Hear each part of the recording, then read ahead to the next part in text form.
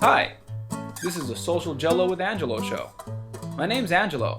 I'm a social scientist, surfer, martial artist, and a whole lot of other things. Coming to you live from Kasai City, Japan, the Social Gelo with Angelo show. What's up, and welcome to Social Gelo with Angelo. Today we're doing a panel. We're going to talk about belt systems. What are they around for? What's their purpose? Should we even have them? What's going on? I'm here with Rob from Combat Self-Defense and John Hackleman, the pit master, coming out of California. What's up, man? Thanks for coming on the show. Howdy. Thanks for having us. Yeah, thanks for having us, man. No problem. No problem. I'm here online. It's what I do. So the whole topic about belt systems has come up because I posted a video of promoting one of my yellow belts. I had a guy going from white to yellow. Cliff Note story, the guy, it comes from a karate background. He's already got a black belt. He's starting over again in Kajukenbo. And he got his yellow belt. And I didn't mention it in the post, but he fought cancer. He's older. He's like in his 50s. And he wanted, after part of his rehab from coming back from chemo and getting his hair back, was doing Kajukenbo. He read about it. He used his smartphone because he can't speak English, picked up John Bishop's Kajukenbo book, started reading it with his cell phone, and then he found my school and came in. And this guy's got a lot of heart, and I'm really proud of his journey, watching him start again and duke it out with younger guys. So anyway, I posted a yellow belt promotion on the Kajukenbo training page, I think it was. And then everyone overwhelmingly was very supportive, and I'm not talking shit about that. And I'm not even going to talk shit about, I'm not even going to mention the names of the people that said what they said. But I am going to say that a few people Don Hoylo. Mickey Lopez. Definitely not those guys. But I am gonna mention that some people jumped on and were some people jumped on and said that Kajukenbo never had colored belts, or they never had yellow belts. And another person jumped on and felt that there shouldn't be a colored belt system. It should just go from white to blue to brown to black. So it kind of brought up this idea of those are colors. Systems. Yeah. Very true. Right. He's right. They are colors. It's not white straight to black. But anyway, there was this question about the current rank system wasn't the original Hawaiian. One guy said the Hawaiian system, and he did it a long time ago, which is why I wanted Hackleman on, because he's coming from Hawaii. So before we even get started, some history, John. What's up? What was the belt system like in Hawaii? Yeah, because I don't know. I've heard stories, but from your experiences, what was the belt system like? I mean, it wasn't it's a system that was created in Hawaii, but it was actually the pieces of that puzzle all had traditional belt systems in it, except for maybe the boxing. So every other system in there, they had, karate, they had the judo, jiu-jitsu, they had a couple different kinds of karate, but it had a belt system. And then when he said the colored system, it should just have, and he named like 3 or 4 different colors. So it was a little confusing already, but what I remember was, I think it was, I'm almost positive, it was white. I remember blue came after purple, and I remember it was reversed. Now in jiu-jitsu it's blue then purple, but I remember it was purple, then blue, then green, then brown, then black. So I remember those colors. I'd be willing to bet a lot of money on those colors. Who's that? Who's that little guy in the background? That's my girlfriend's son. That's James. Hey, what are you doing back there, buddy? Anyway, He's practicing his punches. We worked on punching earlier, and he's all excited about it. So yeah, I remember white. I think the first belt was purple, then blue, then green, brown, black. Okay. But there was a belt system. There was very a belt clear. System. So purple. Yeah. Okay, one more time. Purple, blue, blue, green, green, brown, black. brown, black. Okay. So there was a belt system, and the guy from the without specifying who it was, one of the guys that was on there mentioned that he said there was no yellow, there was no orange, and I think it was similar to what he said. So like, I think I know that's where that comment's coming from. And then the other person was but they churn their own milk too. So should we do that too? Well, what does it matter back fucking then? They used to have to crank their cars. But I mean, why is this? This doesn't make any sense. That actually makes absolutely no sense. But anyway, okay. To me, it was, I mean, and again, I'm trying to be, I'm trying to talk about it objectively here, just to see what you're trying to be nice and not say how stupid this guy is. Okay. Hackleman and I are not about being nice, though. Like, it's not our show. We can say whatever we want. If somebody's stupid, they're stupid. I mean, if they're gonna act stupid, then you gotta call him on it because he's acting stupid. I mean, that makes no. Let's not have colors. Only purple and blue and green, and those are colors. Yeah. So we had those colors. Yeah. So like, the way I responded was I sent him a from the Wikipedia page. A middle finger. a giant middle finger. No. From the Wikipedia page, if you look up Kajukenbo on the Wikipedia page, right? And it'll show you a quick example of the rank system that I use. So like here, let's just take a look at it real quick. Share screen, share, make sure there's no all my porn windows are closed. Okay, good. All right, so yeah, so you can see the traditional belt colors here. There was that they have on the Wikipedia page. I didn't create this page. So white, yellow, orange, purple, blue, green, brown, black. And they also mentioned that each school does things differently. Purple, blue, huh? See? Yeah. So like, again, and it might have. I mean, to be honest, this was like 1970. So, and I was 9 or 10. So if there was a yellow and orange belt and somebody showed me a picture of me with that, then I'd believe it. But the first I remember is I remember getting my purple, and then I couldn't wait to get my blue. There might have been a blue and orange when I was like 9 years old. Now that I'm 62, I don't remember that. So that could have been it right there. But I remember white, purple, blue, green, brown, black. And then for me, same deal. Like I stayed a white belt forever, kept missing promotions because I kept going to work. So he'd always have promotions on Saturdays, and I was always working weekends. So I held on to a white belt for years and went from white to purple. And my instructor did that to a lot of people. A lot of people who didn't have time to test. So a lot of people went from white to purple. And I honestly didn't know yellow and orange existed. And I had to look this up when I started running my own program, because I was like, wait a second, what's the order? And I was always asking my instructor, what's the order of the colors? Because I forgot, because I went from white to purple and then earned my blue, green, and brown. So it was really easy to forget these two first ranks. We have 16 colors now. 16 colors. You do? Yeah. What colors it's like what colors are you using, homie? we're doing we have a lot of like with a black stripe in the middle. We have camo. So we start mixing it that way because I like promoting a lot. And it still takes them X amount of time to get from white to black. But I think people like to see progress.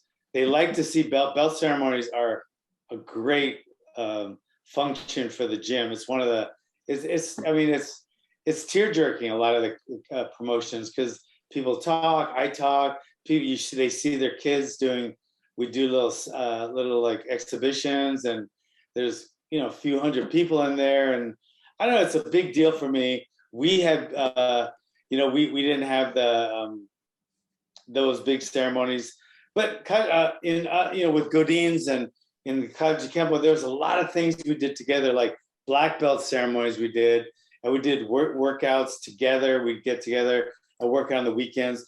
We had like Christmas parties and stuff. So there was a lot of Ohana type stuff, family stuff.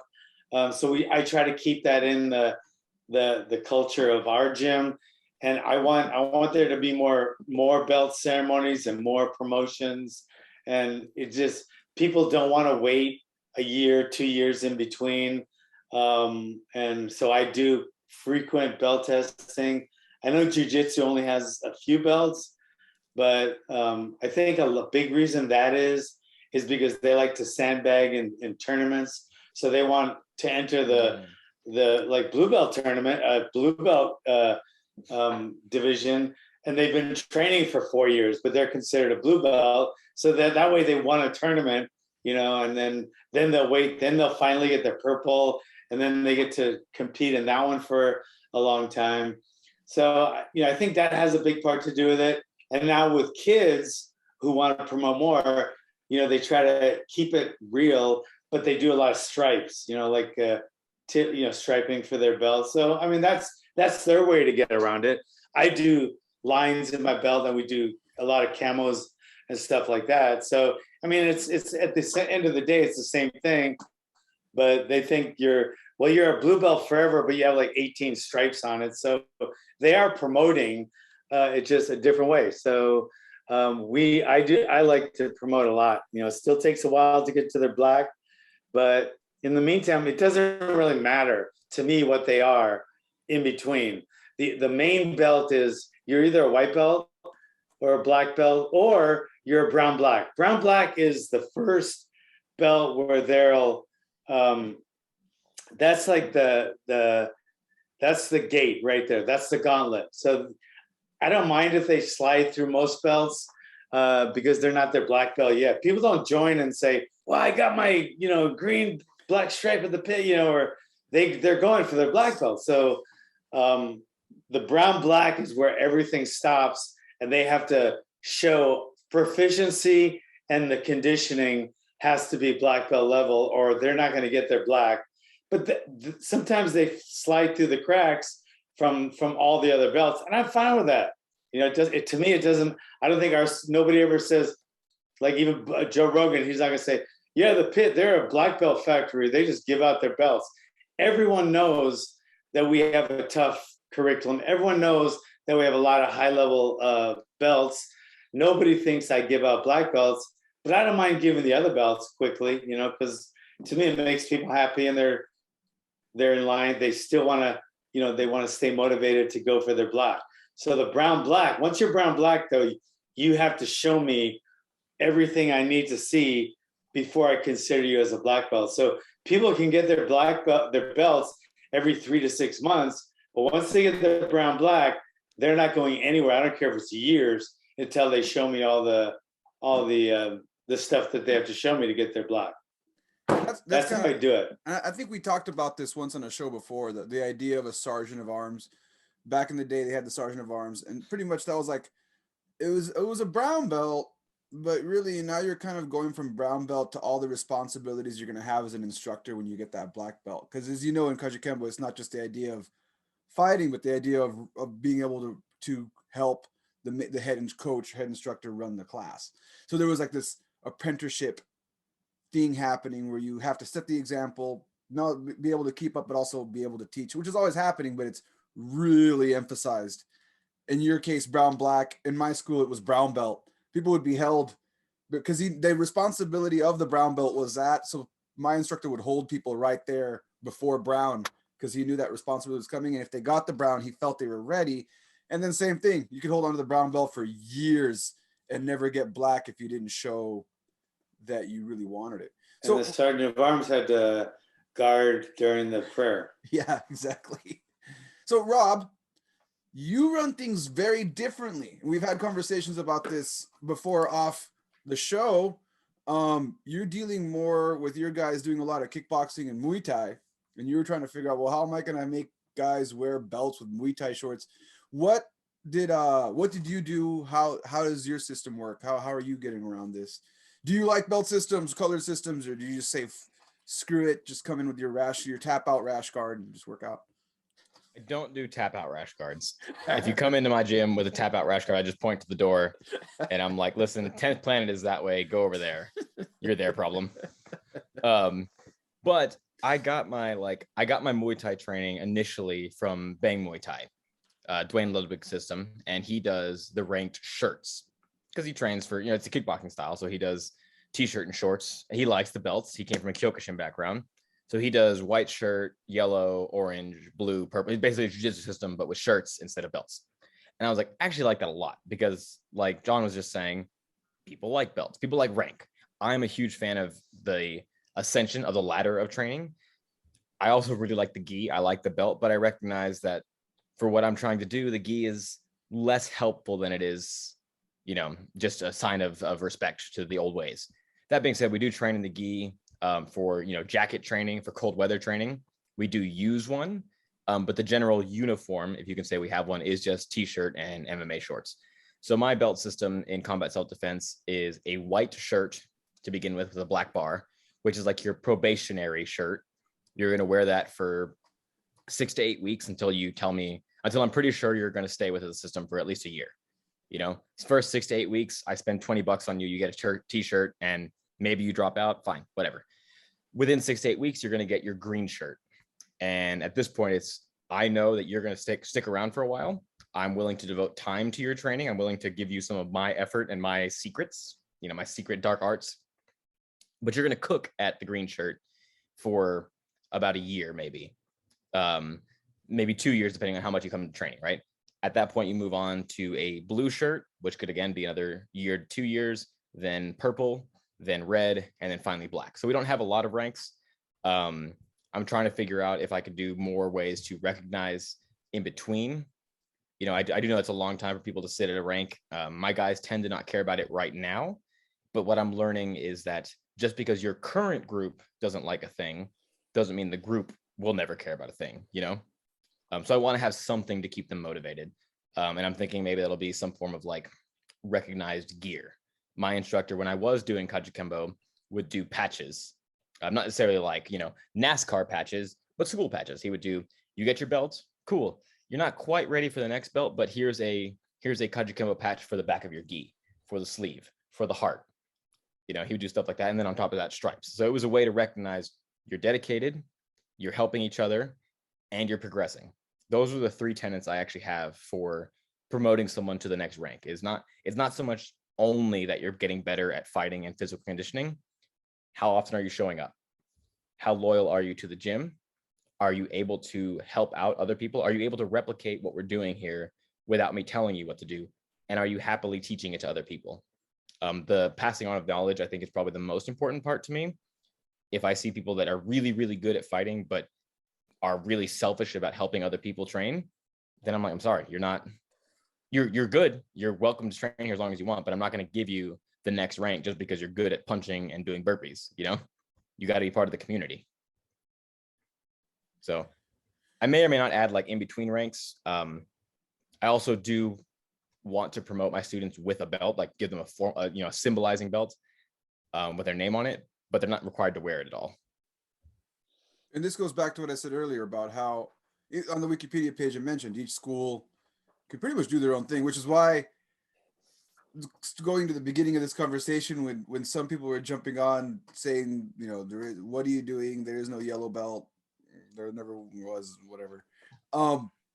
Again, like I was told the same thing. Yeah, once you've gone through it, you get your instructor certificate, you can run your school how you want. I mean, if you get really astrayed, maybe you can ask your instructor for his blessing to do something radically different. Like, I want everyone to wear colored hats.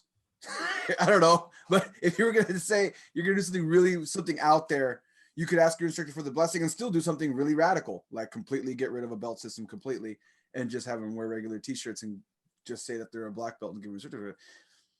There's no rule. I mean, is there a rule? John, have you heard of some rule? Were you given some sort of thou shall not change your system? I think some guys they think they're being loyal to some unknown god of their instructor, and then maybe they think they're being old school and hardcore and stuff. But I mean, to me, it's just stupid. I mean, it really is.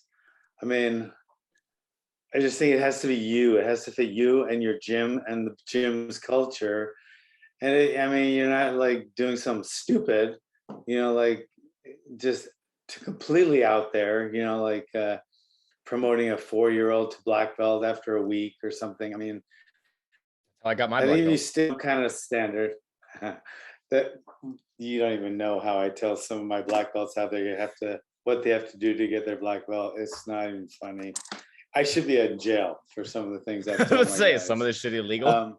Oh shit, man. Some of the stuff I tell my guys, they know that, and then they'll. I think a big part is mine is I want to keep it so hard on our training that I'm not gonna keep harping on brag on it, but this is one of my bragging points. Joe Rogan is gonna talk about how tough our gym is, or something like that. Something where you keep it up. Or I have, good fighters, great UFC champions, and then cops who say some techniques they use help save their life in a situation.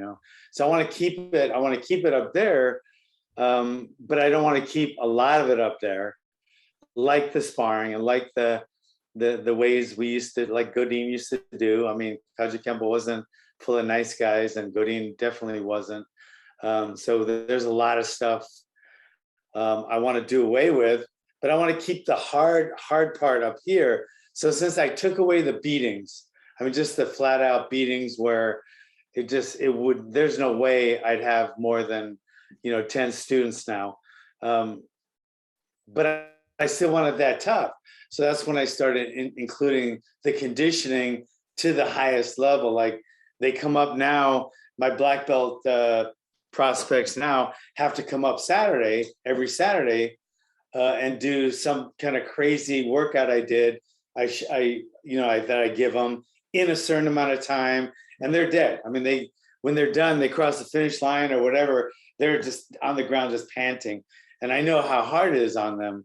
So I take away some of the beatings that they used to get, and I add in some of the incredibly hard, painful, it's painful conditioning stuff. And I kind of meet somewhere, and so I still stays up here. Like the conditioning used to be like, I'm just going to use just a random example. The conditioning used to be like 10%. I mean, they have to do blackjack, they do this, and this, but the 90% of it was just hardcore sparring, bleeding, broken nose, cuts, broken ribs. I mean, just stuff that has no place, didn't make them tougher, made them more brutal, tougher reputation, but didn't make the individual any tougher. It just made them more beat up. So that was like 90%. Now it's probably switched, and the conditioning is probably 90%. The sparring and being tough is 10%, but there's still 100%. So when you add the two, I still get 100%, and I still feel like I'm not selling out, but I'm not causing frequent brain damage. So I feel like I'm right there where I should be. I feel like Godin would be really proud of me, and I think I'm creating great students. So at the end of the day, I'm great. I think belts should be, I know Muay Thai or not Muay Thai. Thai guys have done everything from the straps on their arms, different colors, to shirts, and then some guys do the different shorts. To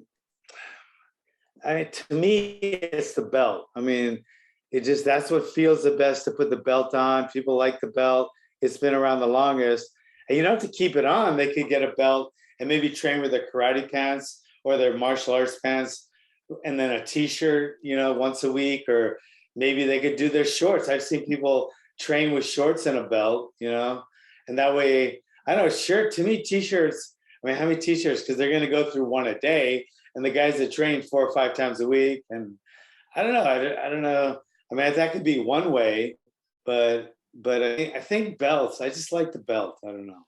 Yeah. I'm a belt guy. Same here. I remember, go ahead. John, you and I had a conversation a couple months ago when I was developing the curriculum for combat self-defense, and you were like, the t-shirt is fine, but like you said, if someone's training 3 or 4 or 5 times a week, they're going to go through that very quickly. And that's when I was like, all right, I don't want them training in the belt, because I think that's kind of dumb looking if we're doing t-shirt and shorts, but I want them to have the belt. Yeah. And so I was like, you know what? If we're gonna do it, I'm gonna make it worth it. So every rank, I'm gonna give them a belt with their name monogrammed on it. If I'm only gonna do this once every 2 years for people, I'm gonna make it worth it. And then I thought about it. I'm like, yeah, because like I don't tell anybody I'm a black shirt in whatever. I say I'm a black belt in Kajukenbo. And I will tell you this, every woman I've ever talked to, my girlfriend now, I sit down, I was like, I'm a black belt in Kajukenbo. She's like, oh, really? And if I sat down, I was like, I'm a black belt, a black shirt, she'd be like, I have a black shirt on now. Who cares? You know, there is something about the belt. Like if you tell someone you are a black belt, they light up. They know what that means. Black shirt, you know, black shorts, what armband, they're like, I don't know what that means. You know, there is something to it. And that's why I was like, I'm going to make it worth it. They don't have to wear it. They can wear it if they want to, but I want them to have the rack, you know, everyone loves the rack of all your belts lined up, put it on your wall. When the girl comes over, she's like, oh yeah. And then immediately. Nice rack. Yeah. But your girlfriend, how long you guys been together? Not that long. Less than a year. Because you're still bringing that black belt. I mean, every time you say I'm a black belt, does she get excited? Oh yeah. Wow. Oh yeah, it's like I just wear it around the house. I'm like, yeah, I know. That's the kind of girl I want. I want a girl like that. I know all my opinions. We are both very jealous right now, Rob. Yeah. I was like, you want to see my rack? And she's like, oh yeah. I tell my wife I'm a black belt. She goes, shut the fuck up. And again, it doesn't even get anywhere with her anymore. But anyway, congratulations on that. I hope it works, man. But anyway, so the belt, I think the belt, I told you who I was debating this, not debating, but talking with it was Randy Couture. And Randy Couture has he has so many credentials, you know. Who is Randy Couture? Yeah. I'm just kidding. Yeah, but I mean, if you know his credentials, they're crazy. But he thought the belt thing was just, you know, and you shouldn't have to have a belt. It's, you know, waste of time. You can't fight in a belt. Yeah, he had all that stuff. And I was like, the same thing is true for a degree. I mean, you know, that's the same thing. It's like just a lot of extra classes, this and that. But when someone comes into your office, you're a doctor, a lawyer, they want to see you have a degree, not just saying, well, I have a lot of time studying. I studied a lot, you know, so the degree I put my black belts like I think it's like a law degree. So when my guys are in class and they try to make excuses, I try to pretend you're in law school. It's not quite medical school, because medical school is like fucking 15, 20 years of and a regular bachelor's, I mean, you can get that just brain dead and you can get it, or you can get a master's with just extra time and money. But to get your law degree, that's why you have to study a little more. It's a little longer. You have a pretty hard test, the bar. So I consider my black belt, the Pit black belt, with a law degree. So when people got to miss, what do you got to miss? Well, I'm going to my cousin's friend's wedding, and this is during, you know, belt testing time. So it's like I said, do you think if you were in law school and you had finals, you could miss for going to your cousin's friend's wedding? And if you could, I might think about it, but that's what I want you to think about as my students. That's what I want them to think about. So that's where I put it. And, you know, I think it's important to have that belt, and I think people strive for each level. Obviously, I got adults like fighting over fucking between their green belt or the green camel green. And then all of a sudden they're, no, I want to get that camel green. And they're like, well, get it next time. It's like, you can get it in another 3 months.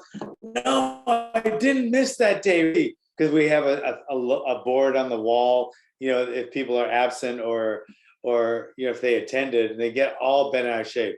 Forget parents. Parents go nuts over their kids' belts.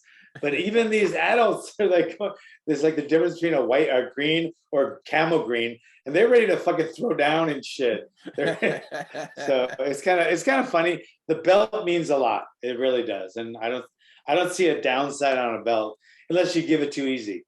Yeah. And then it doesn't mean anything.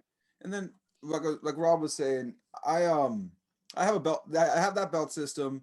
As far as a uniform, because of being in Japan and having people coming from all kinds of backgrounds, the only rule I have is please don't wear a white gi because I don't want Mm, anybody coming in confusing this for Japanese karate. Because I'm in Japan. This is a mm, specific problem. I've had it before where I had someone come in I had a parent come in and her brother was some Kyokushin champion and he came in and he didn't come in. She came in and saw me and I was wearing my black gi. I wasn't even wearing a white gi.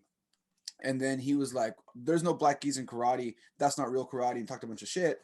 And my response was, we'll tell him to come in and we can spar and we'll settle it. Like that was my your response response. was violence. I like that. Yeah, that's my response. That's just that was my response. If he wants to come in and tell me that to my face, and then we can have a discussion and we can spar and we'll talk it out. And then he can decide whether it's not karate. But I'm telling you, it's not Japanese karate. I'm telling you that honestly. And he never showed up. Too bad for him, for me, really, because I really wanted to talk to him about that. But that's why I made that rule. You know, I don't want people out here culturally to think this is Japanese karate. I do tell my students, please, if you can, get the black gi. I personally like it, but I don't enforce it. Again, because I don't want people thinking it's karate, because I don't want them going, I don't want to have that discussion. I've felt for me, it's been easier to just say it's an American martial art and that's it. That way they don't come in with any preconceptions of anything. So with that, my students will wear black gis. The ones that really love the program will get black gis. The ones that aren't really sure what's going on will wear whatever they want to go after because they want to be kickboxers or whatever. So they'll wear the Muay Thai shorts or MMA shorts or bottom gi pants. They'll wear the gi pants with a regular shirt and their belt over it. So I don't have a rule. And I still use the belt system. Some days we train with belts on if there's more of a formal classes, Tuesdays and Sundays. On the other days, it's not formal class.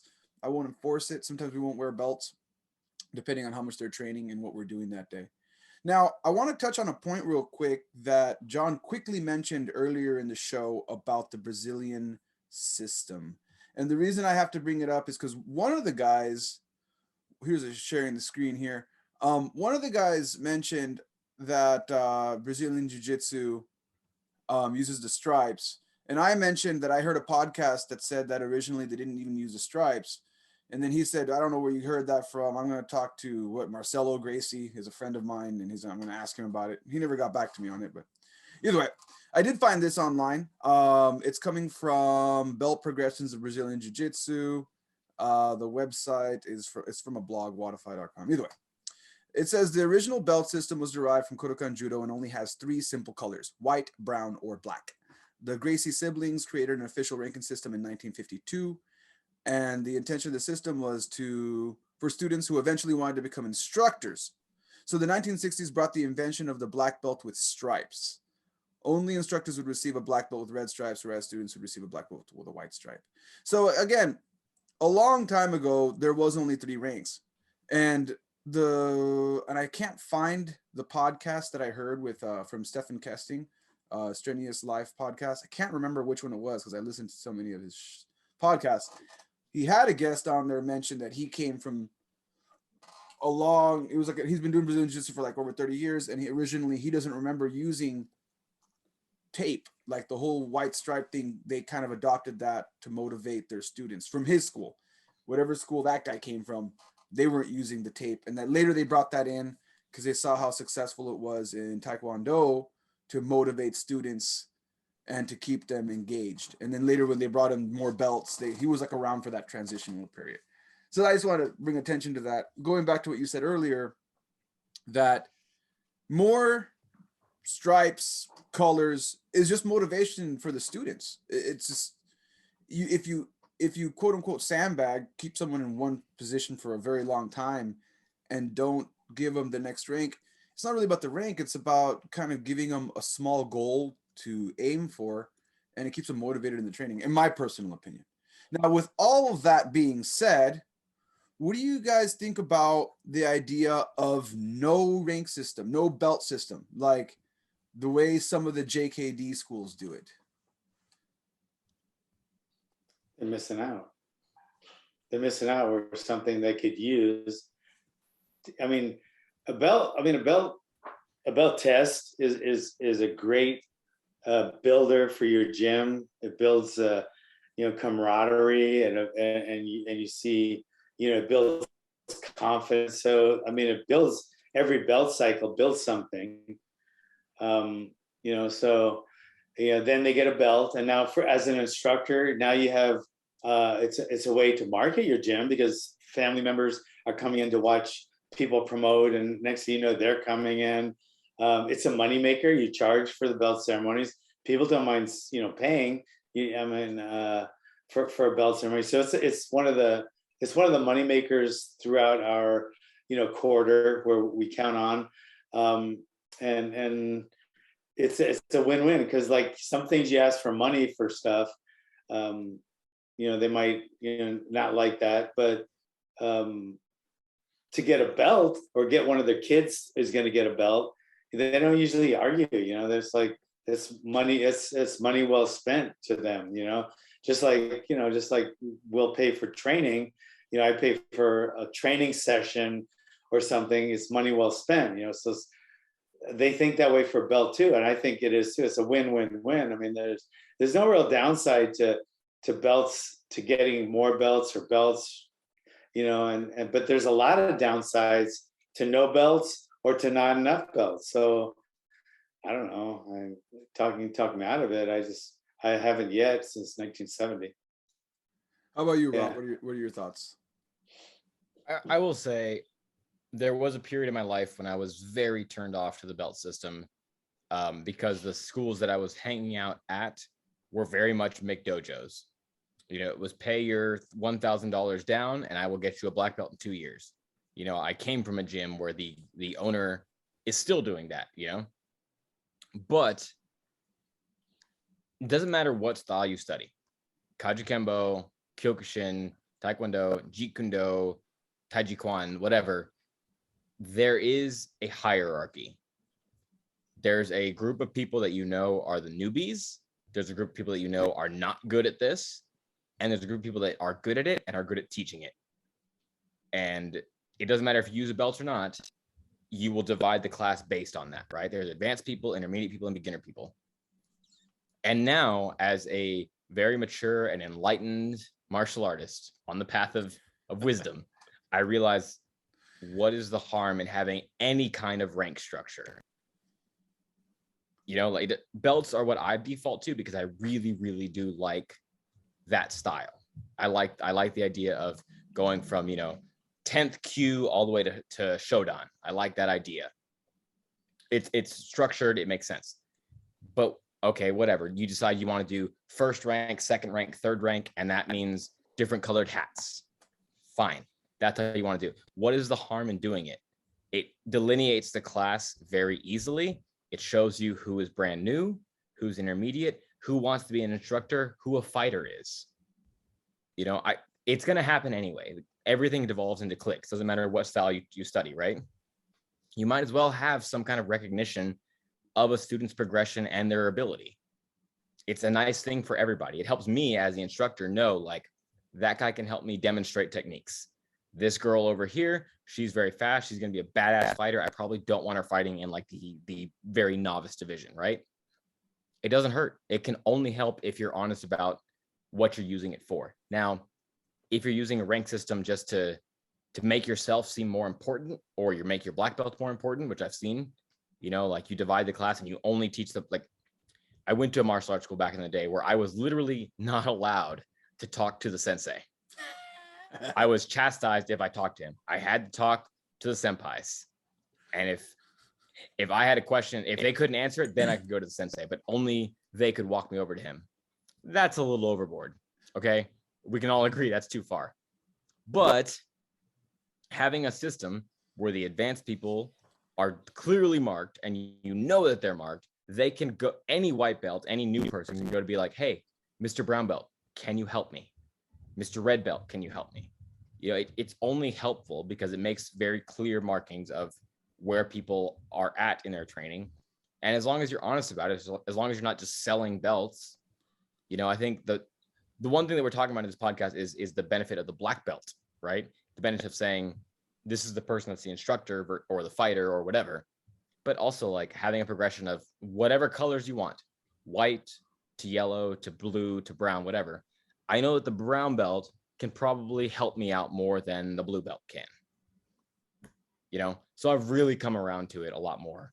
I just think it's about being honest about why you're using the rank system. If you're just using it to extort money from people, all right, you're kind of a piece of shit, but you probably shouldn't be teaching martial arts anyway if you're just doing it for a money-making scheme, because I don't make a lot of money. You know, this is not about, it's not about that. It's about passion and keeping people safe at the end of the day too, right? Like that's the other reason I turned around so much on belts, that I felt like people who were just selling black belts, brown belts, whatever, were making people feel like they were good at fighting, good at self-defense, when really you were just good at signing checks. That's where kata comes in. Yeah. Yeah. So one of the things I wanted to mention, and the reason, another thing I was thinking about, and I mentioned this to Rob once off show, about how when I first came to Japan, I joined an MMA club, and the mess of not having a ranking system. See, I walked in, I love these guys. I still cross train with them. But one of the biggest issues that they had when I walked in was you didn't know who was who. Everyone was in pretty good shape. Everyone was wearing rash guards. Everyone was wearing MMA shorts. All right, cool. So I'd step in to spar with someone, and I just kind of have to, in the first few seconds, sum up how hard or how not hard, what their experience is. I have no clue. So I try to have like a quick, and when I first got there, I can't speak Japanese. So guess what? Now I'm like, okay, let's see. And as things get started, I realize after the first hit or after the first side kick or first hit, the guy gets really scared. And I realize, oh, this person probably has less than a year's experience. Apologize, take it down a notch. Next person comes in, bam. Okay, this person is probably already a pro, but they're not talking about it. And then as I stayed there a little longer and I learned more Japanese, I noticed I was fine, but I did notice a high turnover of beginners going through the same process. Beginners would come in and they see everyone wearing rash guards, so they'd come in looking like they looked the part, and Japanese people are in pretty good shape. So everyone comes in pretty good shape, wearing a rash guard, and you don't know whether this person is a pro fighter or it's their first day. And I saw a lot of people getting knocked out. A lot of people getting knocked out unnecessarily because the person coming in has no idea what their experience is, and now everyone's kind of on edge, not knowing what's going on, not to mention a lot of bad leadership all around. So eventually the head chairman asked me, what do you think we should do about this problem we're having with a high turnover rate with the newbies? I'm like, well, first of all, you got to let everyone know they're new. You can't just let someone walk in through the door and start going up against your guy who's got a fight coming up. You got to, and if the guy who's got a fight coming up knows they're new, you got to have a conversation about not fucking up the people who are coming in. Because if you want to retain students, this is definitely not the way to do it. So I'm just wondering, I saw this happening and I helped them clean up that problem by telling the chairman that, and then when new people would come, they just wear regular t-shirts. So I'll tell them to wear regular clothes, at least. Tell the new people, wear regular clothes, wear like a regular exercise t-shirt. Do not wear a rash guard. And if you do decide to wear a rash guard, put a t-shirt over it, just so that we know that you're new, so everyone else knows you're new. Have you seen, I mean, you've been around MMA schools, both of you. Have you seen this kind of an issue? What are your experiences with that? So I'll start with I don't think see, MMA is not a martial art, so it would be like, I mean, how do you know if you walk into a wrestling room? You know what I mean? Or how do you know if you walk into a boxing gym? How do you know there's no, I mean, I don't think MMA should be belted or anything should be differentiated in an MMA room. That's a sport only. I mean, to me, MMA has nothing to do with the martial arts culture that way. I think it is a mixture of different martial arts turned into a sport. I mean, I don't know, like football, you don't know, the guy tackles you real hard. How do you know maybe the other guy's slower? Should they wear different stuff? I don't know. I mean, to me, it's a sport and it's treated like a sport. And when people treat MMA like a martial art, I feel like then maybe they should name it something else, like Kajukenbo. But it's not a sport at all. So like my guys, because there should be a coach there. If it's an MMA gym, it should be a coach who puts the people together, who partners up the people to drill, spar, etc. But I mean, it would be like walking to a football camp and expecting each football player to have a different belt or a different color.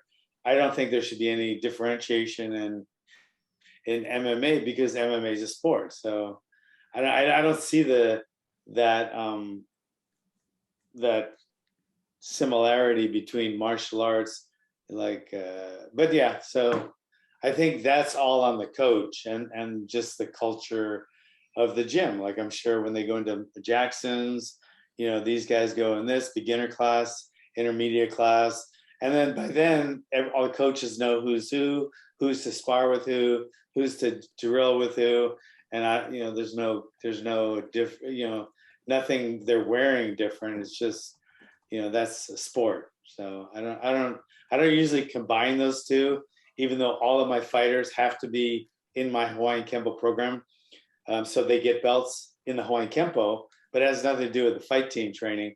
That they train with whatever they want, on. So that's how I feel about that. Just a sport, Rob? I think I agree with that. I mean, if you go to do like a pickup basketball game once a week at your local, rec center, you're not going to know if somebody played pro in Latveria. Like he might just be better than you are at basketball. It's a sport. Sometimes people are better than you. That being said, I do think the responsibility then falls on the coach, the instructor, Sifu, senpai, whatever you want to call him, right? Like it falls on him or her to say, hey, Angelo, this guy is brand fucking new. Be nice to him, or at least, be aware that they're brand new. You have to do your job. Like we're always looking for the shortcut, right? That's what I've noticed with all coaches, all instructors. They're always looking for the automation process. How do I walk in, tie a belt around your waist, whatever, and then you just take the class. I don't have to do anything. But there is an element of having to be on top of it and talk to each and every new person, as well as each and every experienced person, saying, this is where he's at. Take care of him. If he gets out of hand, don't get mad. Let me know. That's the job, right? The job is to be patrolling the floor and making sure people are doing what they're supposed to do. So I'm with John in that, like, you can't really rank MMA because it is a sport. But at the same time, you got to be a good enough coach to be on top of that, on top of the floor. If you don't control the floor, what are you doing? If there is people getting... There's that, and then there's the guys. The guys have to be decent people, right, as well. So I mean, there's the coaching part, but then there's the part where it's a twofold thing, and there's a really fine line. My rule of thumb is I tell all my guys since 1985, I'm sparring, hit as hard as you want to get hit. So even when I tell my guys, unless it's lopsided, like, hey, you're going with so-and-so, I know who to put him with. I'm not going to put him with the guy that only has one gear, right? A good guy that only has one gear. I'll put him with someone that can work with him a little, as long as the guy that's working with him doesn't have a fight coming up, because then I got to put him in with someone that's going to challenge him more. So that's a really important one too. And there are some people, there's two types of people that get into trouble with that. The one guy just has one gear. He's just one gear. He's going all out. So I had guys like that weren't nearly as good as my top guys, like Glover. And the guy would go hard on everyone. So when he went with Glover, he would go hard. So my guys know if someone's going hard with you, you go hard back, period. I don't care who it is. If someone's going hard on you, do not let him get away with it. So Glover knocked him out. And then when he got up, we tell him, all right, bro, you can't do that. You can't go hard. Glover has to, we're not going to go easy at 200 some pounds. If Glover goes easy on you, he might get hurt. So, but guys like that, they just, Okay, but then they always go hard, but they don't get mad or anything. That's all they do. Then there's your bully who likes to go, when they go with Glover, they'll go, hey, we're going to go easy now. We're just sparring. Let's learn. And they'll go real easy. And then that same 210-pound guy, when he goes on a smaller or more beginner guy, he starts wailing on him. What's the matter? We're training. We're at the pit. Let's go. We got to go hard. And then when that guy goes with Glover, now I told Glover to knock his ass out, because that's the guy that's a bully. Some guys just have one gear, and you have to, as coach, make sure you only put them with someone like Glover. And then there's guys that are bullies. You have to make them go with guys like Glover or Chuck, right? But then the guys that like Glover and Chuck, they can go with lower guys. And if the guy's, lower, they'll go down to their level just to get some work in. And that's, the coach has to watch out for that. But on the same side of that, if people are kind of even, like if Glover went with Chuck, say, when they were close to even on their, their levels of proficiency, then my rule then is just go here. And if this guy goes here, fucking go there back. I don't want to get involved in every little, hey, he's hitting harder over here. I don't want to get involved every time. If the guy's going hard, fucking try to take his head off. You guys are MMA guys, or even my advanced students.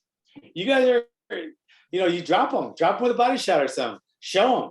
If not, you're just going to always be his, I'm not, excuse this pun, but you're always going to be his bitch, So there's so many dynamics there.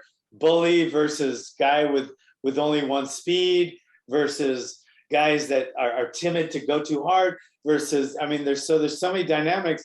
As a coach, you have to realize it, but you can't be everywhere during every, I got 24 guys in the room.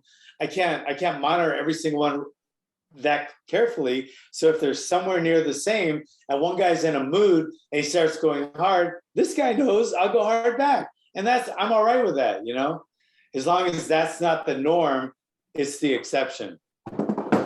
I think you I think you both made a really good point. And I kind of insinuated this earlier about bad leadership. And that was like it ended up becoming my responsibility to talk with the head chairman. He wasn't even a head coach. The guy wasn't even a coach. So that was the first conversation I had to have with the guy and the other coaches. We be everywhere else. And again, right, I think what Hackleman's talking about here is the culture that you're creating. What kind of culture you're creating in your gym. I know some of the guys that came in were coming from other gyms that had the dog eat dog culture going on. A lot of people it was a fight factory. So they had great fighters, but at the same time, if you were not a great fighter, you weren't going to stay in the program. So those guys would literally leave that program. They'd quit because they were at the bottom getting bullied, come to our program and have that bully mentality. So we had to have a conversation with them about the kind of culture. So I think that's the culture aspect is really important. Rob, you were about to say something. I just want to ask you guys a question. Have you ever had sex with someone for the first time? Wait a second. Their first time or ours? Your first time. The first time y'all do it. The first time you do the nasty. Because here's the point I'm trying to make. The first time you do it, do you break out the bull whip, the ball gag? Do you break out all the weird shit the first time? Or do you keep it kind of normal? Are you like, baby, I like to cuddle afterwards, look me in the eyes, let's do it just the way the Bible said. And then the third time you break out the weird shit. I give this speech to my students because I say, the first time you lay down with somebody, you tell them you're pretty vanilla. You tell them it's all about them. It's the same thing the first time you train with somebody, the first time you spar with somebody. You don't go hard. You don't make them scared to look at you. You treat them like it's the first time. You woo them a little bit. You romance them. You make them want to come back. Second time, you can go a little bit rougher. Third time, you could do whatever you want. Okay. I'm going to let John answer the question first. I'm speechless. Congratulations, Rob. I never thought I'd ever see John be speechless ever on my show, but you've done it. Honey, Congratulations. Congratulations. He doesn't I got good news and bad news. Because my wife is in the program now. She finally came back into the belt program. So that, I mean, I can actually. You're not bringing the midget in on the first night. No. Wait till date man, number it's not 4. It's not our first night. So, well. But that's what I'm saying. You don't do that on the first night. You wait a little bit. Training is the same thing. And that is perfect. The only problem is there's a lot of people out there that either they just have one speed, and they'll say, yeah, okay, but they don't know they're only going one speed. They're not trying to be malicious. They're not bullies. They're not trying to be perverts. They just go. That's all they got. Then there's the guy that only wants to go like that when he can beat the guy, and when the guy can beat him, he wants to go, hey, let's go easy. There's that guy, and then there's guys that are somewhere in the middle, and then there's guys that like Glover and Chuck, and guys that'll go down to other people's level. But if you try to throw, like, one thing Chuck hated was he would throw a leg kick, he would throw a head kick, and the guy would block it and then take him down, because we have a takedown off a head kick. And you can get hurt doing that. You can get hurt. I mean, you can break an arm, fall wrong. And Chuck would tell the guy, bro, I'm going easy on I'm doing light head kick. I'm not even making full contact. Quit fucking taking me down over it. So maybe the guy did it one more time. So next time Chuck just brought it up, pah, and just knocked him out cold. Because he had told him, I'm going to throw the head, when I throw the head kick, you can catch it, but don't dump me. I don't want to be dumped, or else I'm going to start kicking you hard. So sparring has when I started boxing, the gym that's all you, every time you spar with someone, you're fighting. You don't know the guy, you're not buddies with him, and then when we went to other gyms, then the coaches would match up weights, and it's a fight, so they're trying to take your head off and you're trying to take their head off. And that was the way sparring was in boxing gyms. Karate gyms, it was a little different when we go to different gyms. Usually kind of go with our guy a little easier and spar a little more. But the boxing gym are notorious for that. They've always been like that. So, there's so many dynamics when you have sparring, and our sparring has changed so much because of it. But people that say, if you never been punched in the face, you'll never be a good fighter. I say to them that if you've never been shot, you'll never be a good soldier. If you've never been stabbed, you'll never be a good knife fighter. I've been punched in the face so many times. It's not even funny, and I'm not proud of that. It's just, I wish I wasn't. I'd probably remember things better. But it is that, it is what it is, so I don't think it's necessary. But I don't, I think that the good has to be, or the danger has to be weighed with the benefit of it. And you have to go meet somewhere in the middle now, where before it was all beat the shit out of each other, and now it's not. So, I don't know what that, I don't even know what that has to do with the belt system. I don't even know why I just went off on that tangent. I was thinking the same. Whew. What I'm going to do See, is that's what happens when you get hit too much. That's what happens when you just fucking start going all over. but here's the deal. I will, because we're going to wrap up. We're going to wrap up this podcast. But I think it does have to podcast. No, it cannot be. To kind of connect all these ideas, the reason this is all connected is because there's a belt system for a reason in the traditional martial arts and in what we do. And then there's this other sport that some of our schools are graying into. So you have these people that are coming from the belt system that want to do MMA. And I think it's important to have this conversation for them to understand the different cultural aspects that they're going to be, that they're going to be facing in that crossover, right? When they take off that belt, there's no longer a system, and you're walking into this new place that doesn't have that. If you've never done it and they're listening to this show to get an idea of what it's like, I think this is a good thing for them to kind of learn or to know about. Now, I hate to cut you off, Rob, but we are towards the end of our show. Before we finish up, all right. So like I said, before we wrap up, we just want to announce real quick. John is working on a new page, kind of a new group. We're talking about calling it the Pit Kajukenbo Ohana. Here's a picture of the logo here. So John, would you mind talking a little bit about what the Pit Kajukenbo Ohana is? I think what our goal is here is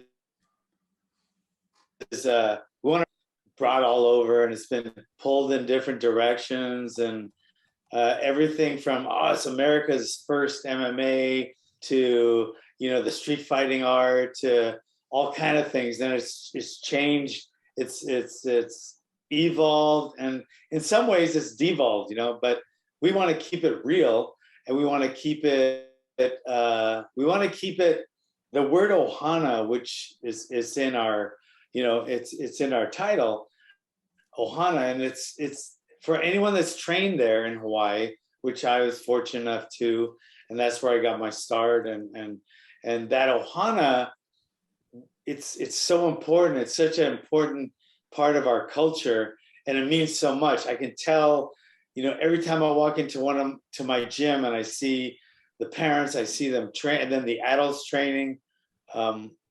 I think it's such an important part of our system, but there's so much more, so we want to keep a family feel, but we're a rough gym, because it's rough out there, and we know that. So we teach a rough art, but we don't want anyone to get hurt. We train kids, but we want every single one of our students to be safe on the street, in the schoolyard, wherever they are. We want the kids to have confidence, want the adults to have confidence. And that's what the Ohana, started at, when I was a kid. And Kajukenbo embodies that, but it also embodies nobody's going to take our lunch money. You have kind of the Miyagi Ohana feeling and this and that, and then you have the Cobra Kai, what do they say, they have strike fast, strike hard, no mercy, sir. No mercy, no mercy. So we're kind of, it's like that, but we're a family gym, and I want Kajukenbo to stay that way, because I'm here, I'm on the mainland, I'm from Hawaii. I want to see Kajukenbo as the best culture to me of any martial art, and I want to keep that going. My gym is called the Pit, and we call it Hawaiian Kempo, but right here in my heart and my Ohana, it's Kajukenbo. And I love to reach out to all the other Kajukenbo guys out there, and I want you guys to have that kind of culture. I want you guys to have, a really effective, efficient system that you're teaching, and all your students can stay safe, and they can get all the benefits out of the martial art. But I want the differences of the Kajukenbo Ohana to shine through. So I don't know if I explained that right, but I think it's basically saying I want to keep the old school Kajukenbo Ohana and culture, Ohana's family and culture together, and spread it out to everybody out there right now, especially you guys that are teaching Kajukenbo, and maybe bring us together a little more where we can share ideas and answer questions like, should I do it this way? Should I chamber my hand over here, or talk about katas or training, or whatever you guys want to talk about. We want to create that kind of Ohana, so we're doing it. Whether you like it or not, we're doing it. So there it is. Definitely stay tuned. There's going to be a Facebook page and a Facebook group called the Pit Kajukenbo Ohana, where you can join and share ideas and talk to people with experience. I'm not gonna, I'm not gonna try to talk up John too much, but you know who he is if you're listening to the show.